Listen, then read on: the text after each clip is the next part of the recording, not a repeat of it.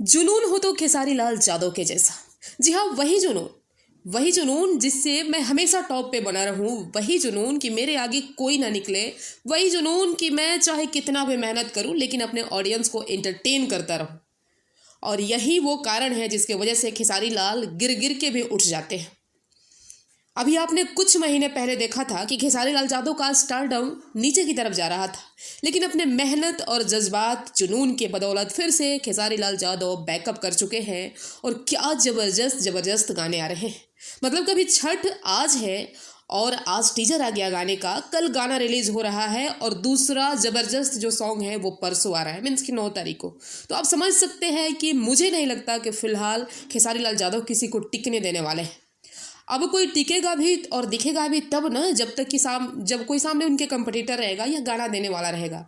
अब हमारे पवन भैया हैं, उनका कुछ अता पता ही नहीं है।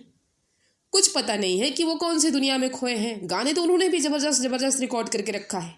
बहुत सारे ऐसे गाने हैं। काली ओढ़नी एक तो मुझे लग रहा है कि 6 महीने से उसकी चर्चा चली और चर्चा चल के 2 महीने उसका नाम भी ख़त्म हो गया। मतलब ये तो ऐसा हवा बनाते हैं ना, जितना कि हवा किसी मूवी का नहीं बनाया जाता वैसे इनके गानों का बनता है और बन के नाम खत्म हो जाता है और फिर 1 साल सोने के बाद ये लोग गाना छोड़ रहे हैं। तो क्या ही हम कहें, कुछ कहना क्या कहा जाए समझ में नहीं आ रहा है। लेकिन ये जो कर रहे हैं पावर स्टार पवन सिंह जी, बड़ा ही गलत कर रहे हैं।